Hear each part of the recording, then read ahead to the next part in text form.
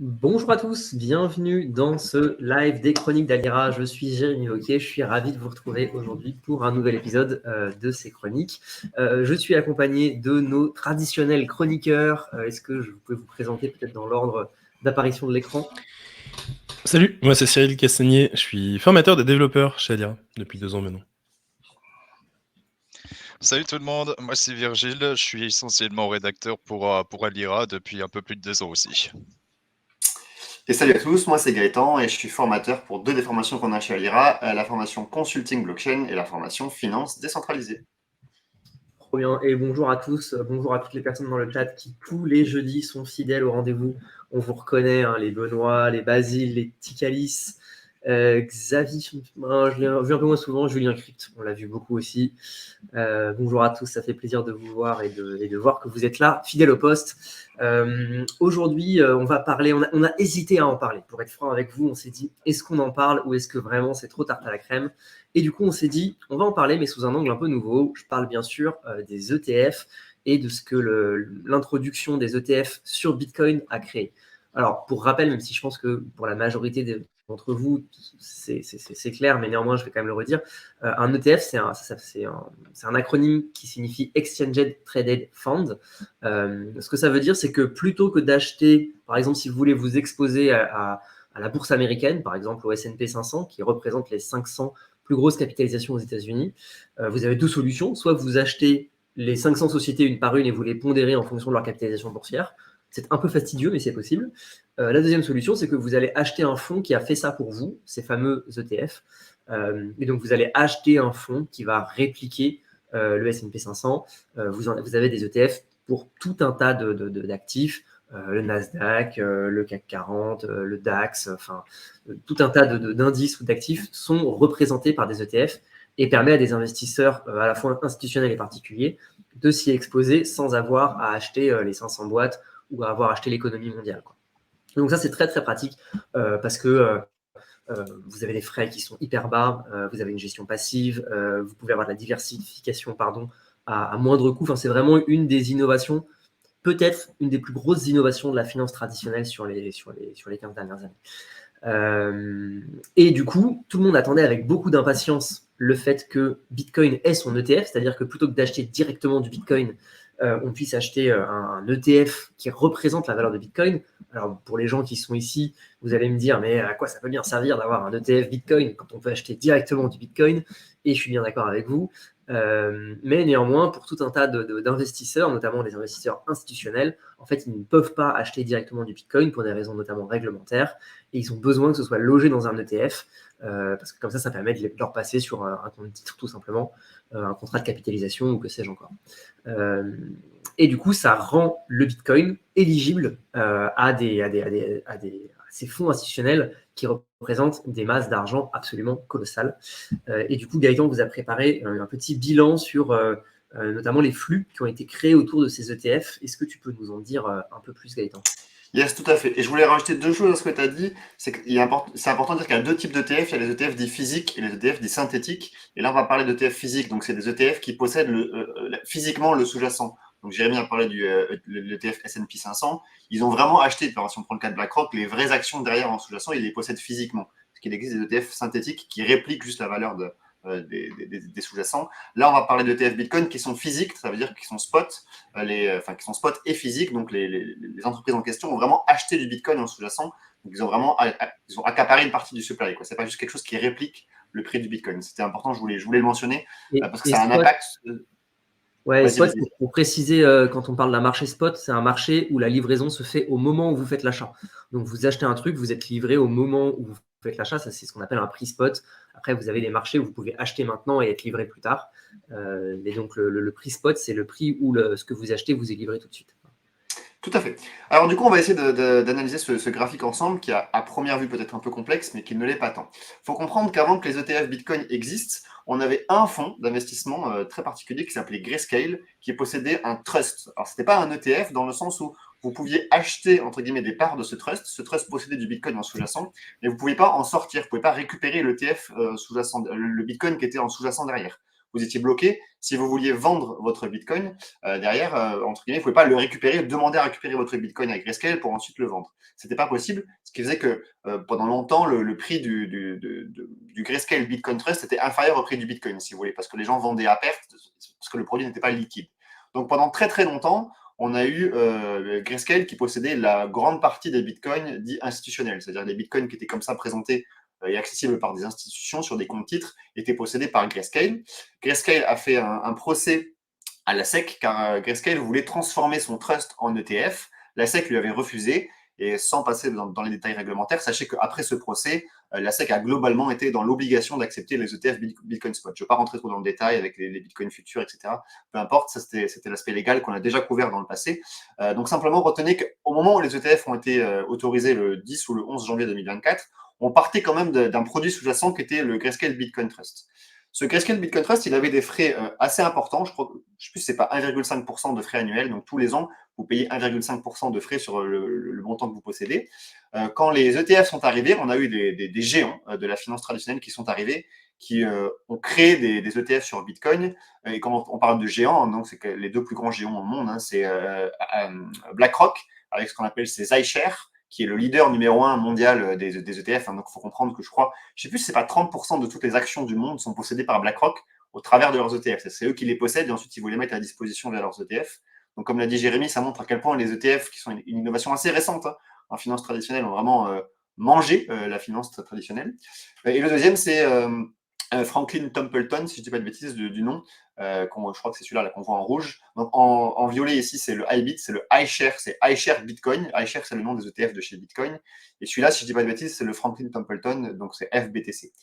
Donc au moment où, au 11 janvier, on a eu ce passage, cette autorisation des ETF, ces deux ETF-là sont arrivés, parmi d'autres qui sont un peu plus petits et qu'on voit plus haut, avec des frais bien plus bas, donc des frais aux alentours de 0,2, 0,3%. Il y a eu une guerre des frais au début, mais bref, c'était 0,2, 0,3%. Et donc, on a eu une énorme migration de tous les gens qui avaient leur Bitcoin chez Grayscale, qui pouvaient désormais être retirés à la valeur de Bitcoin, puisqu'on n'avait plus ce problème du trust. Désormais, vu que c'était un ETF, on pouvait récupérer son Bitcoin pour sa vraie valeur. Il y a eu une énorme migration depuis Grayscale vers ces nouveaux ETF-là. Ce qui fait que pendant les premiers jours, alors je pense que c'est par jour, voilà, qu'on voit bien ici, là, les 7 premiers jours, on a un énorme outflow. Donc, il y a beaucoup de Bitcoin qui sont partis du Grayscale Bitcoin ETF, désormais, c'était plus un Bitcoin Trust. Et on a eu beaucoup d'inflow, que vous voyez là. Donc, on a eu beaucoup d'inflow chez BlackRock et beaucoup d'inflow chez Franklin Templeton. Et d'autres petits, ARK qui est connu, Bitwise, etc., etc. Mais c'était assez critiqué au début, puisqu'on disait, en fait, il y avait certes énormément d'inflow. Ces nouveaux ETF, ils ont accaparé beaucoup de Bitcoin. Mais en fait, ça s'explique aussi parce qu'il y a beaucoup de bitcoins qui sortent. Donc, en fait, c'est juste un jeu de vases communicants. Ok, on dit qu'il n'y a pas eu vraiment d'achat. Vos bitcoins, ils sont partis de chez Grayscale vers les nouveaux ETF. Mais bon, il n'y a pas vraiment de nouveaux acheteurs, de nouveaux institutionnels qui arrivent et qui achètent du bitcoin. C'était un peu la critique qu'on avait sur le début. Et ça se ressent par le graphique du bas qui montre en fait l'inflow général des ETF. Donc, ça veut dire qu'on fait la somme de l'inflow des nouveaux ETF moins l'outflow de celui de Grayscale. Et donc, on voit qu'effectivement, on a 2 jours très positifs. On avait quand même 7 jours avec un flow négatif. Donc, ça veut dire qu'on avait moins de Bitcoin qui arrivaient dans ces ETF que de Bitcoin qui en sortaient. Donc, on avait une perte, entre guillemets, de nombre de Bitcoin qui étaient possédés par les ETF au global.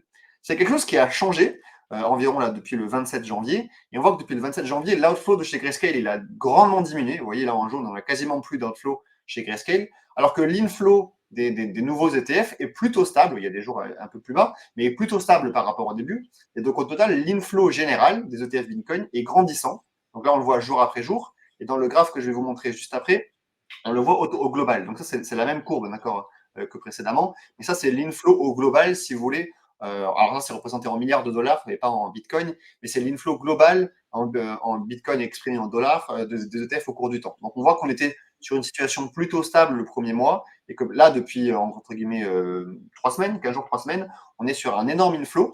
Je crois que l'inflow total est représenté, j'ai le nombre de Bitcoin quelque part sur un de mes graphiques, voilà, par 4 000 milliards de dollars. Donc, on a 4 000 milliards de dollars d'inflow qui a eu lieu entre le 10 janvier et aujourd'hui. D'accord, donc là, c'est le 10 janvier, ça c'est aujourd'hui. 4 000 milliards de dollars, 4 000 millions de dollars peut-être, ça me paraît beaucoup, 4 000 milliards. 4 000 milliards, ça me paraît beaucoup aussi. Vu les ouais, c'est 4 000 millions. Oui, c'est 4 000 millions.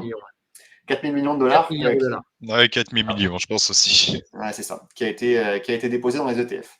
Donc, on le voit via ces graphiques-là, on le voit aussi, il y a ce joli graphique qui nous montre justement la situation initiale. Donc en bleu, vous avez le nombre de bitcoins, cette fois-ci c'est exclusivement bitcoin, que possédait Grayscale, donc ils sont environ à 600 000, donc c'était une énorme quantité quand même, hein. Ils avaient vraiment amassé beaucoup de bitcoins au cours du temps. Et vous avez en fait la diminution en bleu du nombre de bitcoins détenus par Grayscale au cours du temps, et vous avez le nombre de bitcoins détenus par les autres ETF au cours du temps, entre-temps. Donc on voit vraiment que Grayscale perd de la part de marché, mais il reste quand même assez conséquent, et que les autres augmentent, mais qu'au total, on est aujourd'hui à quasiment à 700 000 bitcoins possédés par les ETF. Là, au début, on démarrait avec une situation initiale de 610, 620 bitcoins au total. Donc, on a vraiment eu un vrai inflow, il y a un vrai succès entre guillemets, de ces ETF-là, puisqu'ils ont amassé une quantité de bitcoin folle, telle que c'est considéré comme, de mémoire, le meilleur lancement de l'histoire de tous les temps d'un ETF. Donc, je crois ne pas dire de bêtises en disant ça, c'est qu'aucun ETF dans son histoire, enfin aucun ETF au pluriel, n'ont réussi à accaparer autant de valeur en dollars que les ETF Bitcoin qui ont été lancés au début janvier.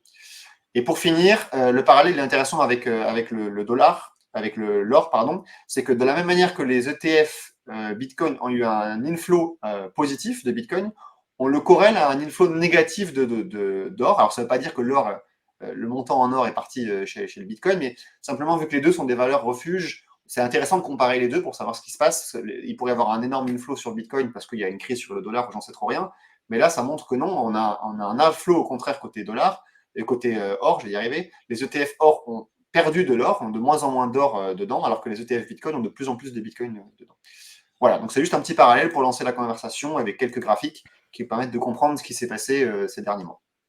En vrai, c'est intéressant le parallèle que tu fais entre l'or et le Bitcoin, parce que le Bitcoin, évidemment, il y a un côté, OK, donc les entreprises en achètent aujourd'hui plus qu'elles n'en vendent, notamment parce que, bah, il y a un besoin, derrière. Est-ce que finalement sur l'or, le fait d'en avoir de moins en moins dans les ETF, ne rend pas la chose aussi plus rare et donc aussi lui donne pas de la valeur alors? Et quel est finalement, ce qui arrive par ces inflows et ces outflows sur les valeurs des différents éléments? Alors, dans le cas de Bitcoin, c'est des vrais Bitcoins, puisque vu que c'est du Bitcoin spot et des ETF physiques, il faut que BlackRock ou Franklin Ah, il y en a Templeton acheté, possèdent les vrais Bitcoins en sous-jacent. C'est pas eux qui en ont la custody, qui en ont comment traduire custody en français, qui en ont La la détention. possession, ouais, la détention, c'est ça. C'est la plupart du temps Coinbase. Alors, c'est pas toujours le cas, mais la plupart du temps Coinbase. Et donc, on voit même les inflows et les outflows via Coinbase, puisqu'on voit que Grayscale, la plupart du temps, envoie les bitcoins qu'eux, ils possédaient en direct, ils ne passaient pas par Coinbase, et qu'ils envoient tous les 2-3 jours, ils envoient une quantité folle de bitcoins à Coinbase, et donc on sait que ce sont des bitcoins qui sont désormais bloqués chez Coinbase pour l'ETF de BlackRock ou pour l'ETF de Franklin Templeton. Donc il y a une vraie, si tu veux, tout bitcoin qui rentre dans un ETF, et du coup un bitcoin qui sort de la circulation traditionnelle du monde des échanges, puisqu'il est désormais loqué chez Coinbase au titre de BlackRock ou au titre de Franklin Templeton. Ça n'empêche pas que ça le rend quand même liquide via l'ETF. Donc, ça n'a pas enlevé du marché des bitcoins, mais ça l'a enlevé du monde des exchanges ou de la DeFi pour ceux qui sont en DeFi. Peut-être même que ça le rend encore plus liquide que quand il était, entre guillemets, libre on-chain. Oui, c'est possible. C'est pour ça que je ne dis pas que ça enlève du supply et que donc le prix va monter à cause de ça. Mais c'est juste, c'est un type de liquidité qui est différent. Et du coup, il y a plus de gens qui s'y intéressent et aujourd'hui, on a un effet sur la valeur de BTC? Alors, on a un véritable effet qui est intéressant, je n'ai pas la courbe, notamment désormais à l'ouverture du marché américain. C'est-à-dire que ce lundi, donc là, le prix du Bitcoin a fortement explosé cette dernière semaine. Et ce lundi, à l'heure de l'ouverture du marché américain, alors il faudrait que je retrouve la courbe, Ouais, pardon. le Bitcoin a pris 3K, je crois, ou 4, enfin, je ne sais plus, c'est de 2 ou 3K, pile poil lundi à 9h heure américaine, au moment où Wall Street a ouvert. Donc, c'était assez intéressant. Et ça montre quand même l'impact sur le prix de ces ETF et de cet inflow. Donc ça impacte. Le marché n'est pas non plus si liquide que ça, hein, ça reste un petit marché par rapport aux autres types de marchés, le Bitcoin.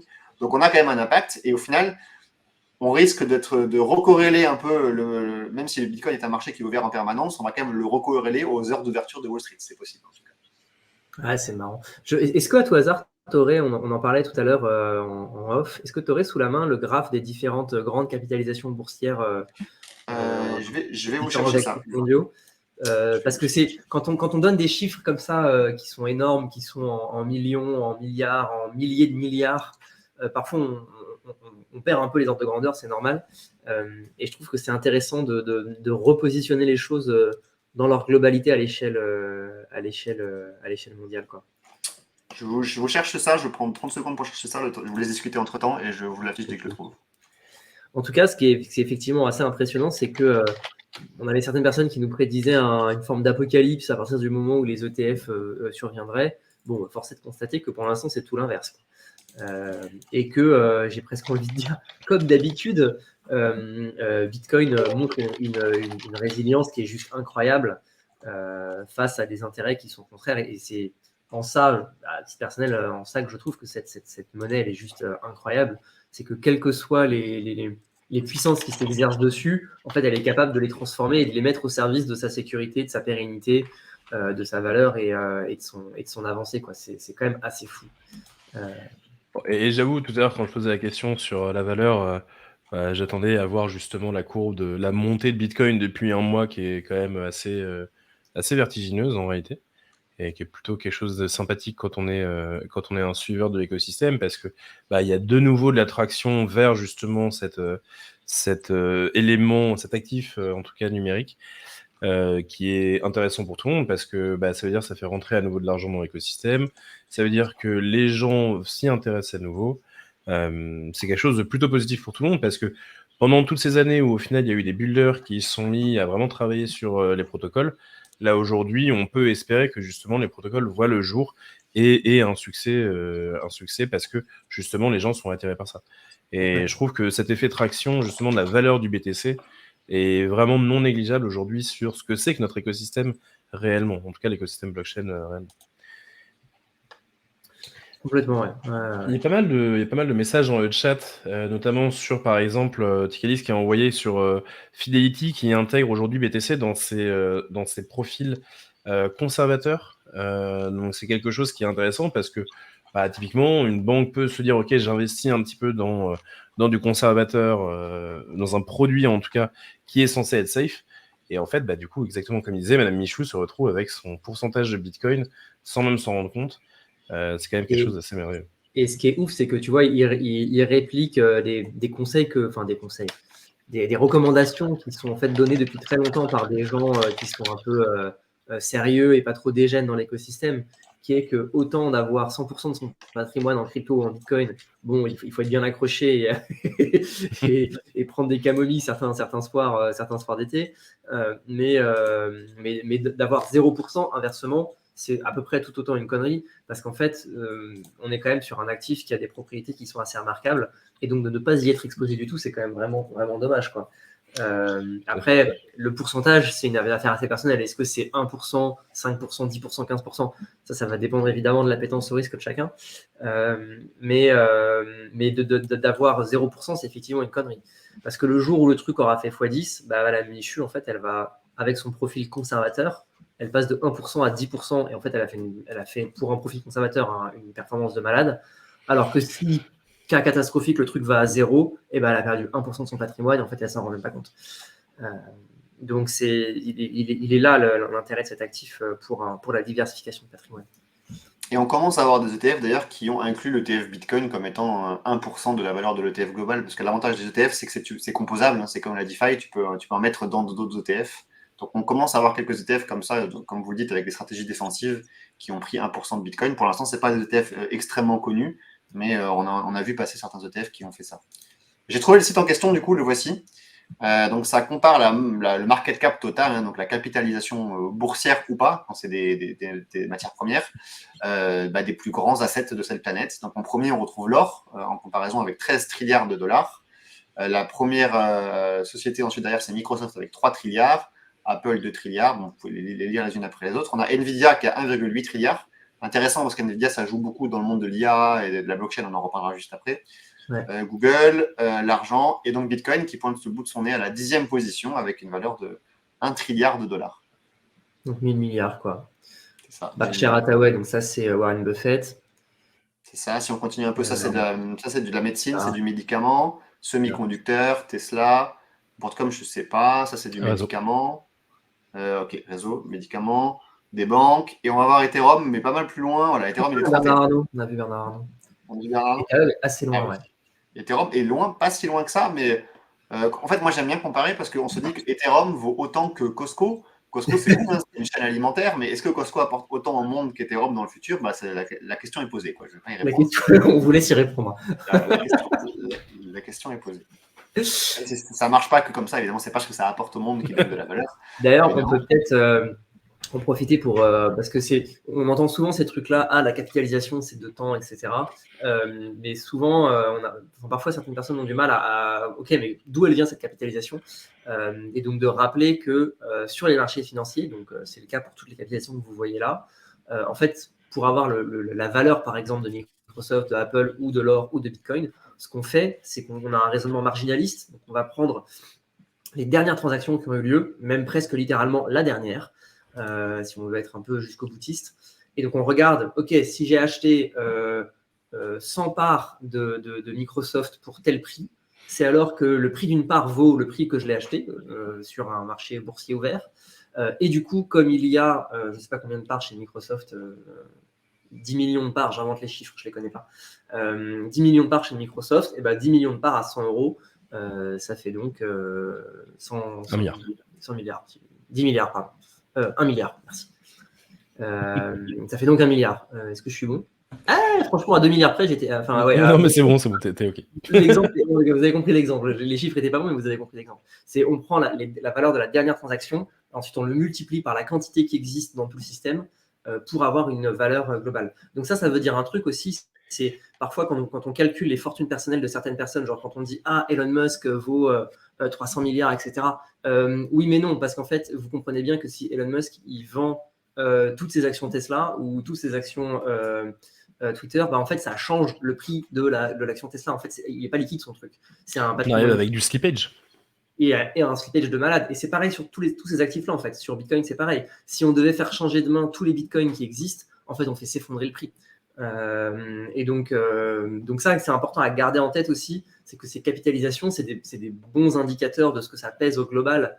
Et puis, c'est aussi présent dans les bilans de plein de boîtes, ces valeurs-là. Donc, c'est important à avoir en tête. Mais gardez en tête qu'en fait, ça repose sur, en gros, la dernière transaction qui a eu lieu sur le marché ouvert pour cet actif-là en particulier. Donc ça, c'est un truc qui est, à mon avis, important de garder en mémoire aussi, quoi. Ouais, tout à fait. Et puis dans les trucs qu'on s'était un petit peu noté en amont de l'émission, moi j'avais noté notamment que par exemple les ETF qui ont vu le jour aux États-Unis ont évidemment donné envie à beaucoup d'autres pays et à beaucoup d'autres entreprises dans d'autres pays d'en faire. Là j'ai par exemple le cas de Harvest Fund à Hong Kong qui a déposé sa candidature auprès du marché asiatique pour justement ouvrir son propre ETF. Et donc du coup c'est quelque chose qu'on risque de voir de plus en plus et à terme on espère que Forge nous fera la même, quoi.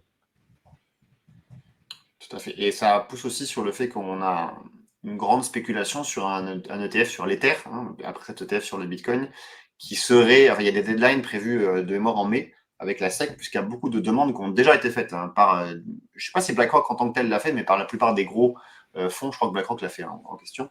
Donc en fait, c'est pas qu'ils cherchent sur la narrative, mais tant que en termes de réglementation, c'est accepté, ils essayent, ils continuent. La SEC a toujours eu un propos délicat sur Ethereum, mais ils n'arrivent pas à dire si c'est une commodité ou si c'est une valeur mobilière, donc une securities ou une commodity. Ils ne se prononcent pas sur le sujet, donc je pense que les fonds tentent. En tout cas, ils demandent à avoir un ETF sur l'Ether et advienne que pourra. Mais il y a de grandes chances apparemment que ça soit accepté et les deadlines tourneraient en milieu d'année. Quand on est sur du mai-juin, à peu près, j'ai plus les dates en tête. Mais il y a pas cette spéculation, mais cette attente aussi côté Ethereum. Ouais, ce serait incroyable si on pouvait avoir une classification d'Ethereum comme commodity, ce serait assez ouf. Voilà. La plupart des analystes pensent que la SEC ne déclarera pas autre chose que ces deux assets comme commodité dans les deux années qui viennent à peu près. Ouais, en même temps, franchement, on peut pas leur donner tort. On peut pas leur donner tort. Après, ça se discutera dans le futur parce que plus les années passent, plus ça se décentralise aussi, pour certaines blockchains en tout cas. Mais apparemment, pour les 2 prochaines années, on aurait ce type de spéculation, enfin d'analyse de la part de personnes qui s'y connaissent un peu plus que nous. Quel est le site? Il s'appelle companiesmarketcap.com. Je vous le mets dans le chat. Quoi que je peux pas le mettre dans le chat. Est-ce qu'on a sous la main le nombre de BTC qui est chez BlackRock? Tu peux l'envoyer dans oui. le chat privé, j'enverrai. Oui, je l'ai mis dans le chat privé, comme ça tu peux l'envoyer. Oui, je l'avais tout à l'heure. Est-ce que j'ai pas été bête et j'ai pas fermé la page? Bah si. Alors je vais la rouvrir. Ah bah non, c'était des tweets. J'avais le nombre exact, j'avais le nombre de bitcoins qui était. Vous verrez dans le replay. Mais dans les replays, j'avais le nombre de bitcoins qui était possédé par chaque ETF en nombre de bitcoins. Donc, Grayscale était à 600 000 quand ça a démarré. Il faut voir après comment ça représente sur le graphique. Je vais essayer de vous le retrouver, mais j'ai fermé la page entre temps. Environ 105 000 selon PQ. Ouais. Ok. 105 000. Voilà. On vous laisse faire la multiplication. Il en reste un peu pour nous. C'est bon. Ok, allez, parlons du. Comme c'est on peut suivre le wallet de chaque côté. J'ai retrouvé la page. Donc, au 12 février, ils en avaient 95 000. Donc, peut-être qu'aujourd'hui, ça a l'air cohérent avec le chiffre annoncé, quoi. Et d'ailleurs, effectivement, là, comme Tikalis le note, les wallets ont été flagués de mémoire par Chain Analysis, si je ne dis pas de bêtises. Donc, on sait quels sont les wallets des différents ETF et on peut les suivre au calme, tranquillou, depuis chez vous. Vous pouvez vérifier si BlackRock est en train de vous arnaquer ou pas. C'est quand même assez plaisant. Allez, next. On continue à parler d'argent. Next sujet, on va parler encore une fois de gros sous. Alors, c'est la chronique gros sous, globalement. Donc, Sam Altman, notre CEO préféré de l'intelligence artificielle, qui est le fondateur et le dirigeant de OpenAI et de ChatGPT, de toutes ces choses, a tranquillement annoncé qu'il cherchait à fonder une start-up, alors je ne sais pas si on peut l'appeler comme ça, parce que je le montant, dans le secteur des puces, des semi-conducteurs. Le but, c'est quoi? C'est de produire des semi-conducteurs en masse spécialisés pour l'intelligence artificielle. Et il cherche à lever la bagatelle de 7 000 milliards de dollars. C'est pour ça que je voulais qu'on remette tout à l'heure, que Gaëtan vous montre les différentes capitalisations, parce que ça permet de se rendre compte à quel point le chiffre est déraisonnable. Déjà, 1 million, c'est beaucoup. 1 milliard, c'est genre quasiment inimaginable. Mais là, on est à 7 000 milliards de dollars. Pour vous donner des références sur les capitalisations, là, par exemple, Microsoft, qui est une boîte qui tourne, genre qui contrôle une quantité invraisemblable de trucs, elle vaut moitié moins aujourd'hui que ce projet qui n'existe pas encore de Sam Altman. Apple, qui est genre une machine à cash absolument prodigieuse, même chose. Le PIB de la France, c'est 2 000 milliards de dollars par an. Et on avait regardé les États-Unis, c'est quoi? C'est 20 fois plus, je crois, l'ordre de grandeur. 30 000 milliards. 30 000 milliards. Donc, on est sur un chiffre qui est juste absolument colossal. Est-ce que c'est juste une annonce, un truc un peu pour se la péter, ou est-ce qu'il va vraiment entreprendre le projet de lever cet argent-là? Les gens qui ont été interviewés par Financial Times qui rapportent l'information disent que oui, disent qu'en fait, il est tout à fait sérieux. Et son idée, c'est quoi? Pour un peu comprendre le projet qu'il y a derrière, son idée, c'est quoi? C'est en fait de créer sur Terre une série d'usines spécialisées dans la création de semi-conducteurs et de puces spécialisées sur l'IA, sur l'entraînement de réseaux de neurones et sur le fait de faire tourner des réseaux de neurones. Pourquoi est-ce que c'est important ces trucs-là? En fait, parfois on n'a pas la vision juste par rapport à ça, mais sur le hardware, en fait, vous avez l'idée que le hardware il va être spécialisé en fonction de la tâche que vous allez lui faire faire. Donc, par exemple, vous n'allez pas faire les mêmes types de calculs à une carte graphique qu'à un CPU. Et le cas extrême, c'est les ASIC. Donc, ASIC, ça veut dire Application spécifique. Merci, il manquait le premier mot. Application Specific Integrated Circuit. Donc, c'est quoi? Comme son nom l'indique, c'est un hardware qui fait tourner une seule application et même un seul algorithme. Donc, on connaît évidemment les ASIC sur Bitcoin qui sont spécialisés sur SHA-256. Mais en fait, vous avez des ASIC pour potentiellement n'importe quel algorithme, n'importe quelle tâche. Antminer, par exemple, a annoncé avoir sorti un ASIC sur Monero. Incroyable, mais vrai. Et en fait, on pourrait en faire sur tout ce qu'on veut. Donc, c'est effectivement ça l'idée, MDR Lucky, c'est de faire en fait des ASIC de l'IA pour pouvoir propulser ces technologies-là. Cyril, je crois que tu avais regardé un peu la news. Qu'est-ce que tu penses de ce projet de notre ami Sam Altman? T'es muté, Cyril. Ah oui, excusez-moi, j'avais pas vu que j'étais mute hardware. J'ai pas tant que ça regardé la news. Moi, il y a un truc qui je trouve quand même absolument ahurissant, c'est à quel point Sam Altman a une portée qui est incroyable aujourd'hui. Je veux dire, ok, il y a ChatGPT, enfin il y a OpenAI, il y a ChatGPT qui aujourd'hui se fait racheter par Microsoft, donc il y a du fond et beaucoup de valorisation derrière cette personne qui Et justement celle-là.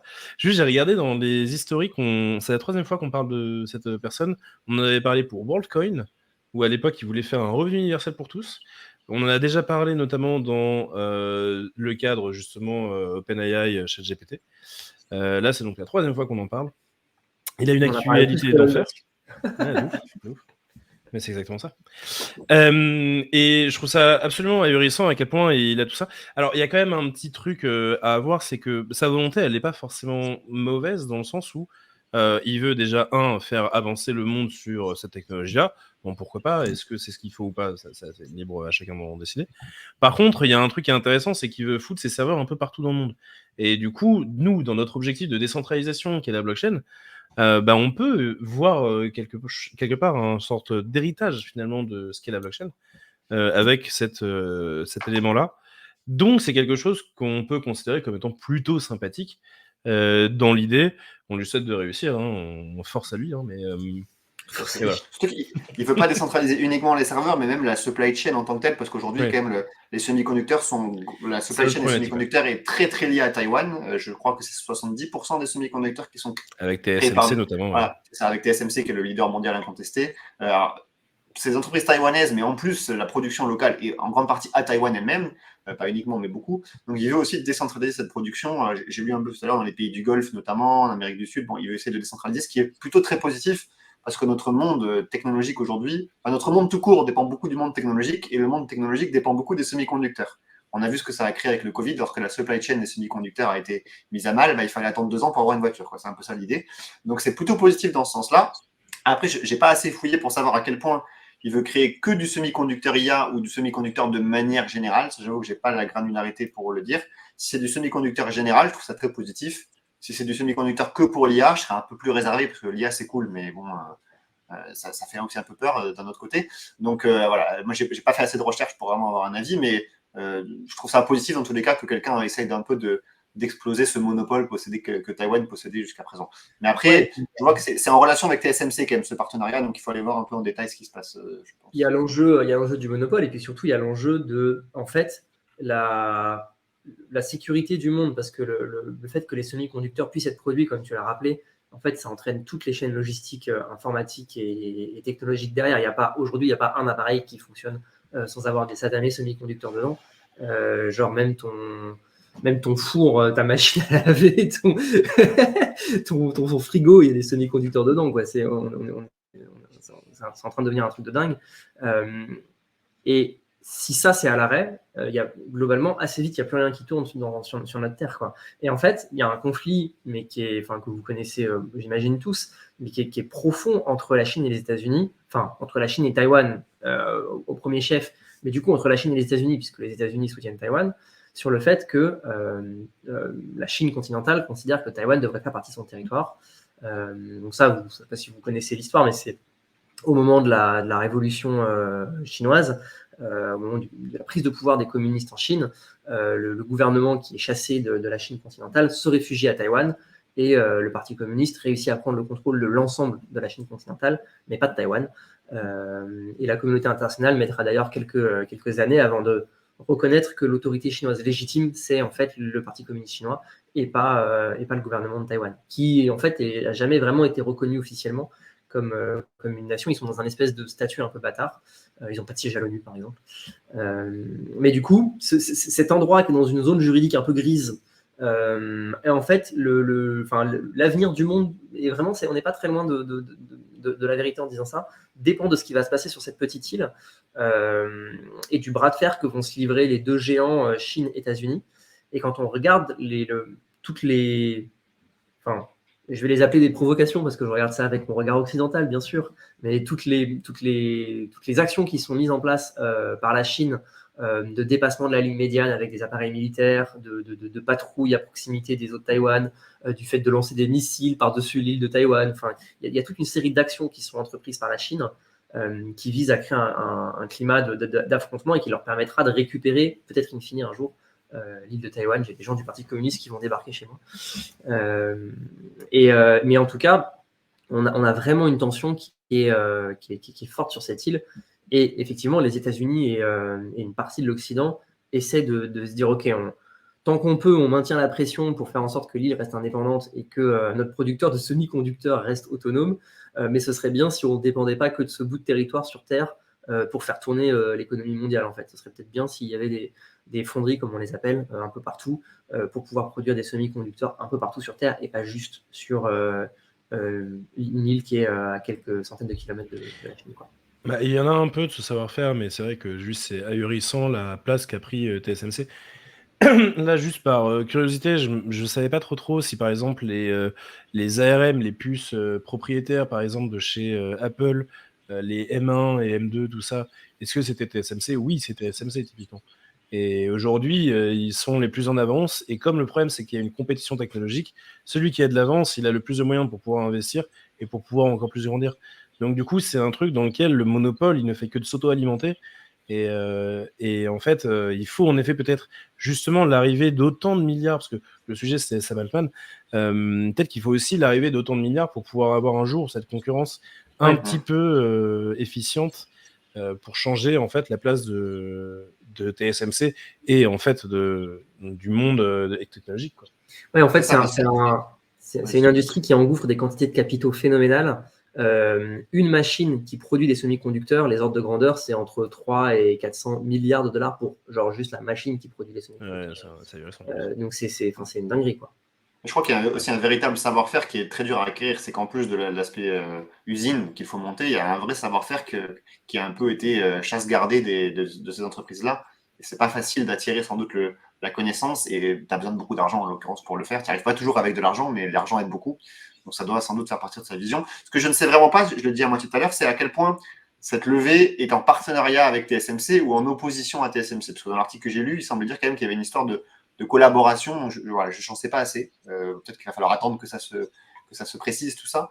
Mais peut-être que juste TSMC veut s'étendre en dehors de Taïwan et ne pas rester une entreprise uniquement taïwanaise parce qu'ils savent que juridiquement c'est compliqué. Donc voilà, peut-être que c'est un partenariat entre les deux. Voilà, je n'ai pas plus d'infos. Mais c'est vachement intéressant en tout cas. C'est à la fois un sujet géopolitique, économique, technologique. Il y a beaucoup de choses qui se cachent derrière. Donc c'est intéressant. J'aime bien rappeler quand même qu'on est arrivé dans un système où les semi-conducteurs, ils font de l'ordre de 3 nanomètres aujourd'hui. Genre 3 nanomètres, c'est ahurissant de beaucoup de nanomètres. C'est vraiment pas beaucoup de nanomètres, je veux dire.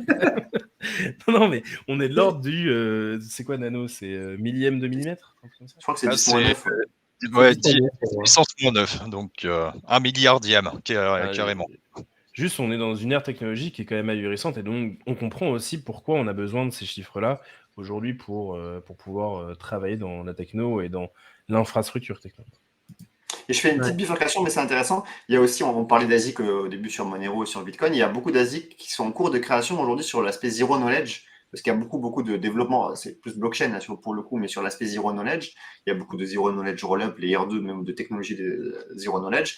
Et il y a peu de temps, il y a les premières puces qui sont sorties dédiées justement à l'aspect zero knowledge, donc capables de calculer des Stark ou des Snark, et créées pour ça, pour que ce soit moins cher, plus rapide, etc. Donc c'est marrant, parce que plus les années passent, plus on a de puces qui se spécialisent effectivement sur des choses amenées par la blockchain, pas uniquement, mais par la blockchain. Donc, on a eu le SHA-256 pour Bitcoin, on a là sur l'IA, et on va avoir pour le Zero Knowledge, ce qui permettra dans le futur d'avoir des transactions extrêmement rapides, et en fait, des transactions rapides et confirmées en même temps. Parce que le principe du Zero Knowledge, c'est que vous pouvez aller vite, tout en les confirmant en créant une Zero Knowledge Proof. Bref, c'est un peu compliqué, je ne vais pas rentrer dans le détail maintenant, mais juste pour dire qu'il y a aussi des ASIC qui se développent dans le Zero Knowledge. Voilà, c'était juste ça marrant. Ouais, puis en fait, dans tous les cas, ce qui est intéressant de voir, c'est que la blockchain amène justement des nouvelles technos et donc du coup aussi des nouvelles machines et ce genre de trucs. En fait, quand on fait avancer la science d'un côté, on la fait avancer partout. Le classique, aller sur la Lune, ça fait travailler les rayons X et donc du coup l'imagerie médicale, quoi. Ah, exactement. Et ça permet de créer des scratchs. Incroyable.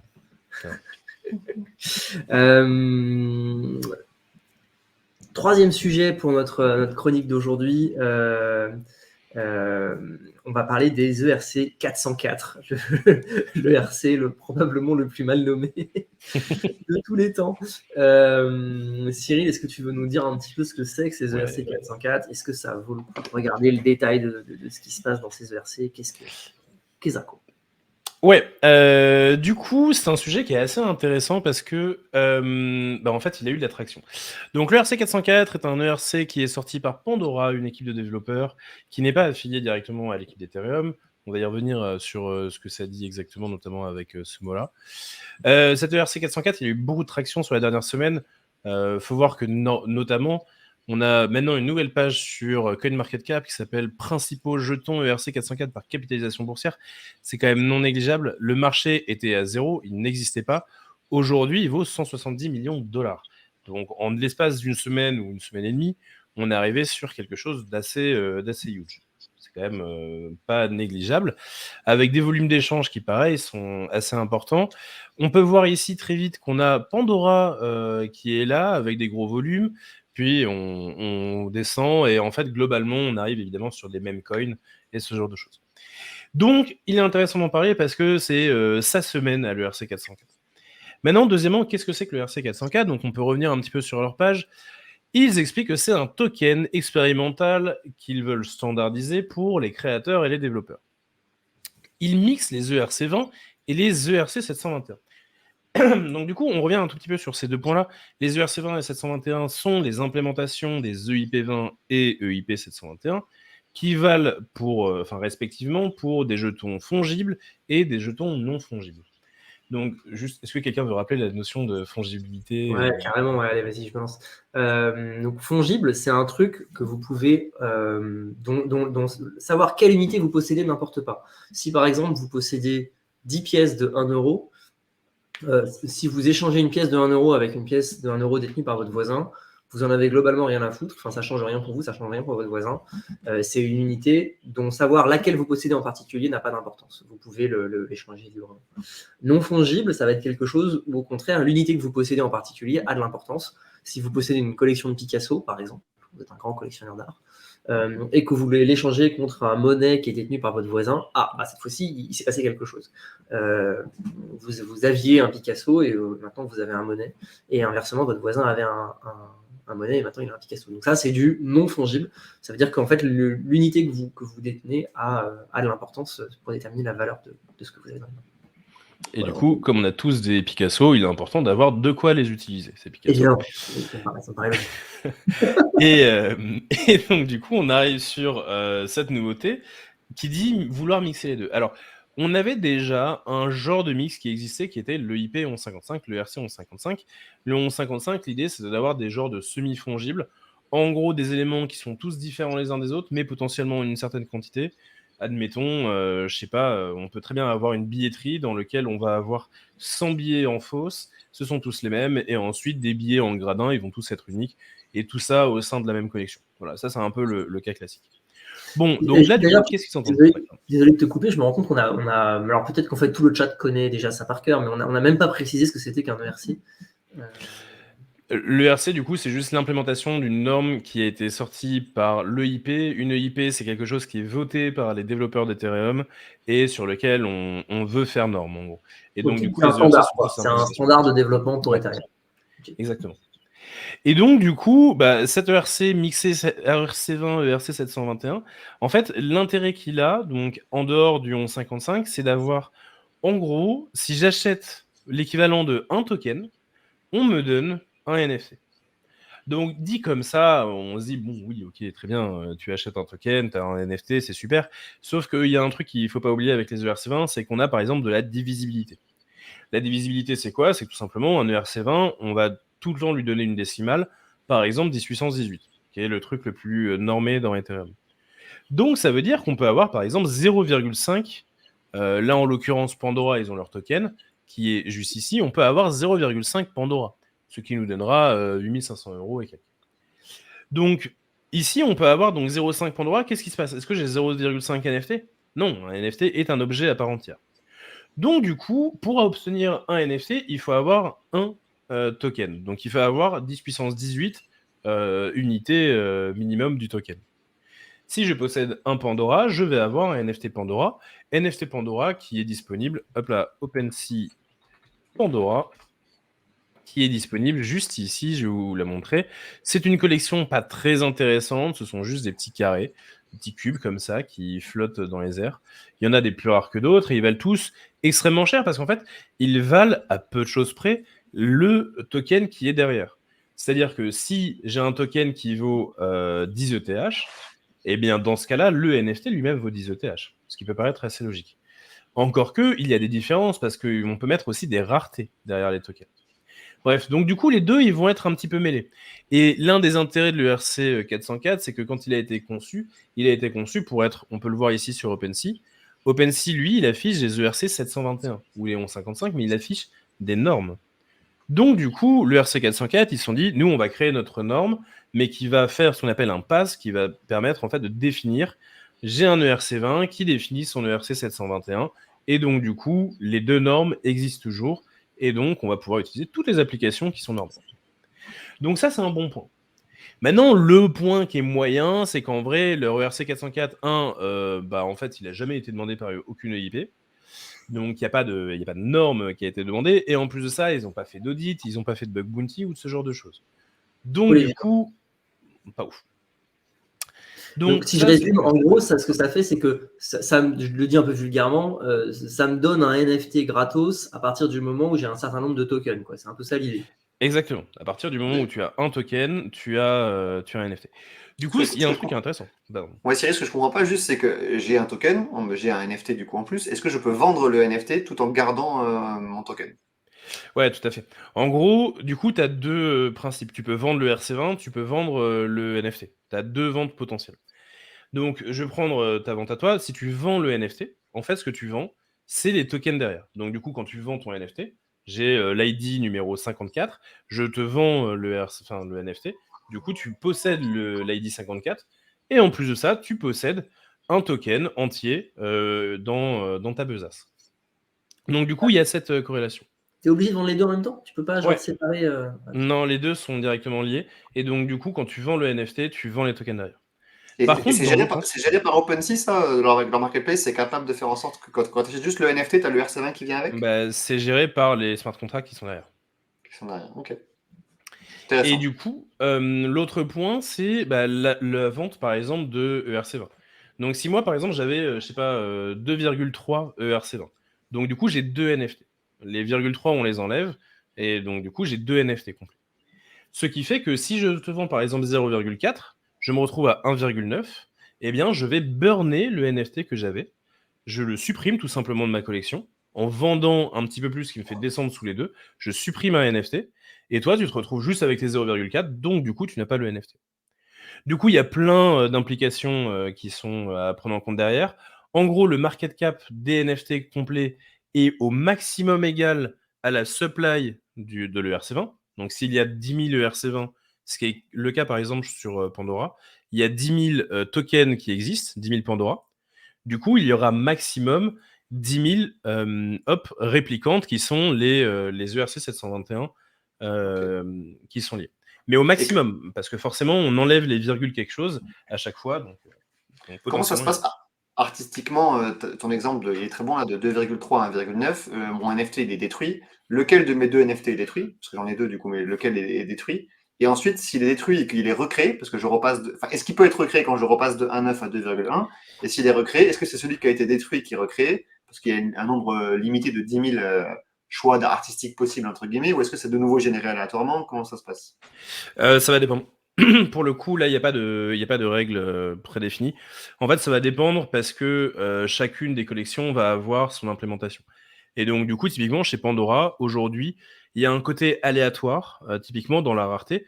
Donc, je ne sais plus lequel est le plus rare. J'imagine que le vert est plus rare que le bleu, qui est plus rare que le rouge, j'imagine, vu les prix. Mais en gros, l'idée, c'est que la rareté est définie donc, chez Pandora en fonction de l'ID. Et elle, qui lui-même est hachée, et bon, bref, on s'en fout un peu, mais du coup, c'est que l'ID qui est haché. Du coup, c'est de l'aléatoire, mais pas trop non plus. Donc, si tu achètes si tu te retrouves avec un certain ID, tu sais à l'avance quelle est sa rareté. Bref, donc en fait, si je burn mon NFT et que je le remine, je récupère exactement le même NFT. Dans le cas de Pandora. En gros, ouais. Okay. En gros, ouais, mais après, je ne sais pas exactement, je me rappelle plus, j'avais vu le code, mais je me rappelle plus maintenant tout de suite, si quand on burn un NFT, c'est le dernier qui est burné, si c'est le premier, je ne saurais pas te dire exactement. Mais donc, du coup, il y a ce truc-là qui existe, et donc il y a cette gestion de vente ou bien du NFT ou bien de l'ERC20, et donc du coup, on est obligé d'adapter l'autre en fonction de lequel on vend, qui est assez intéressant. Et en fait, bon, on peut se demander quels sont les usages de ça, et du coup, quelle est la mode, enfin pourquoi il y a de la mode derrière. Bon, déjà la mode, il y a du mème, hein, encore une fois, hein, si on regarde, il y a Defrogs. Alors, j'ai rien contre eux, hein, mais Defrogs, je suis pas sûr que ce soit les trucs les plus intéressants du monde non plus, quoi. Et hop, on peut aller dessus. C'est globalement des grenouilles qui ont... Non, c'est pas celle-là d'ailleurs. Excusez-moi, c'est celle-là. Voilà. Donc voilà, il y a ces petits Defrogs qui existent, qui sont mignons, c'est des ERC 404. Il y en a plein qui existent et l'idée, c'est derrière d'avoir des usages quand même de ces trucs-là. Parce qu'on les connaît, les mods sur juste des images comme ça passe. C'est une évidence et c'est ce qui s'est passé notamment avec les NFT. Donc du coup, il faut imaginer un usage à ça. L'usage, très clairement, qui est imaginé pour l'instant, il est autour de la DeFi, dans lequel, en fait, tu pourrais, par exemple, donner des positions DeFi en NFT qui sont liées, en fait, à ta liquidité que tu as à l'intérieur d'une pool. Par exemple, ça pourrait être ce genre de choses. En fait, ce qui est bien, c'est qu'on est devant un nouveau modèle qui, peut-être, amènera des usages. Encore une fois, c'est une... Pardon, excusez-moi. C'est une avancée technologique qui potentiellement amènera à terme de nouveaux usages. On n'en sait strictement rien aujourd'hui. La seule chose qu'on sait, c'est que ça a ramené de la traction. Cette traction, évidemment, il y a des nouveaux développeurs. Donc là, c'est un article que j'ai trouvé tout à l'heure où on a donc des nouveaux développeurs qui sont arrivés et qui ont créé le DN404 dans l'idée de dire le RC404 c'est bien, mais il n'y a pas de standards, c'est inefficient d'un point de vue gaz, c'est le truc qui pète assez rapidement. Donc du coup, c'est n'importe quoi. Nous, on fait les trucs un peu mieux. Donc voilà, donc à un moment, il y aura le DN404 et machin. Peut-être qu'à un moment, on va arriver à quelque chose qui fait consensus, qui est intéressant et qui amène vraiment des usages. C'est surtout ça qu'on est en train de chercher. Les ERC 721, on les voit aujourd'hui dans le monde de la DeFi, ils sont utilisés, notamment pour la concentration de liquidité. Peut-être que finalement, les ERC 404 vont amener justement ces usages qui ne sont pas les premiers usages qui ont été imaginés, mais qui vont en découler parce que pratiques.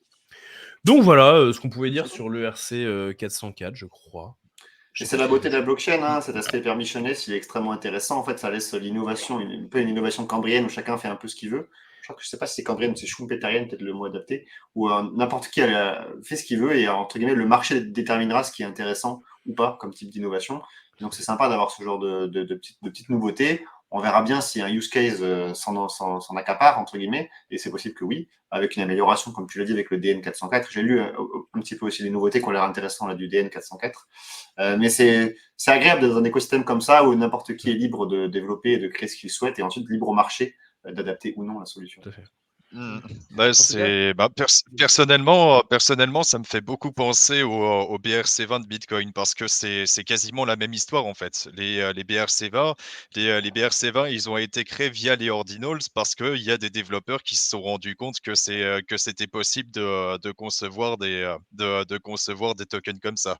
Et ouais, et finalement le RC404 c'est pareil en fait. C'est des développeurs qui se sont rendus compte que c'était possible de concevoir autre chose. Et même si c'est complètement expérimental, tu vois, par exemple, c'est pas audité, les développeurs officiels d'Ethereum ont pas demandé ça, mais le fait est que ça existe et vu que c'est une nouvelle façon d'échanger, et bien ça a attiré plein de monde.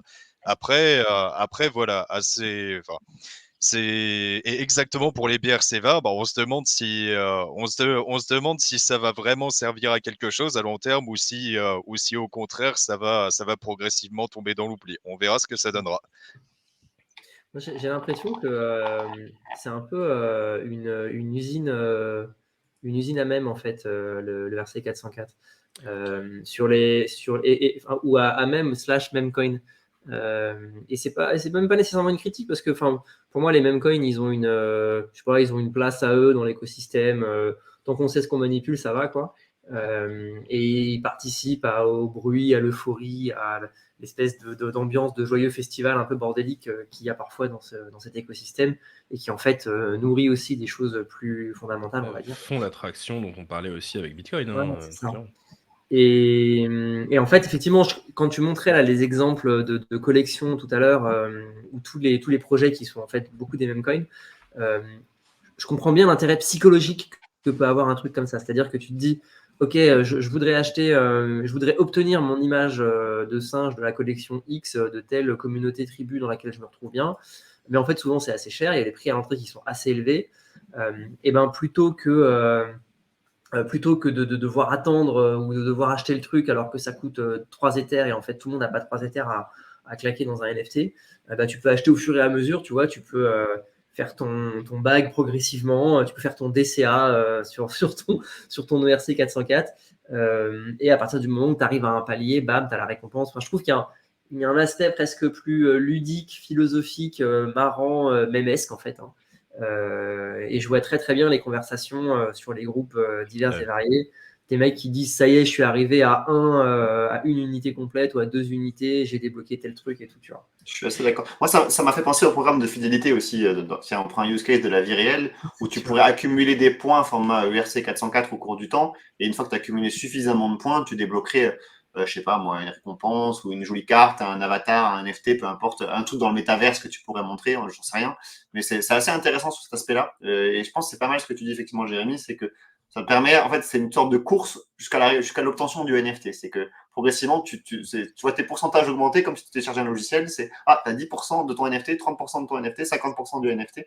Et tu es satisfait par ça, en fait, par cette idée qu'à terme, tu l'auras en intégralité. Donc ça peut avoir du sens, hein, même sur un use case réel. Pour l'instant, typiquement, sur ce que vous racontez, il y a, j'ai pas vu de cas d'usage où globalement la supply était très créée dans le temps. Pour l'instant, j'ai l'impression qu'on crée d'un coup les 10 000, par exemple, sur Pandora, et ensuite on laisse les gens acheter. Et c'est vrai qu'on pourrait très bien imaginer un moment où, en fait, tous les jours, il y a un jeton qui est mis en jeu, et du coup, les gens viennent grappiller des parts du jeton au fur et à mesure, justement, pour aller chercher ce truc-là. Donc on peut tout à fait imaginer ce genre de cas d'usage qui peut être assez sympathique. Encore une fois, les usages, ils sont à inventer, et c'est ça qui est cool avec cette techno, c'est qu'on crée des supports, et derrière, à nous de faire les choses autour. Pardon Cyril. Non, juste pour nos devs qui nous suivent, si jamais vous voulez, Ben Beka a fait une vidéo sur le RC 404 qui est moins théorique, un tout petit peu plus pratique, où il regarde un petit peu le code.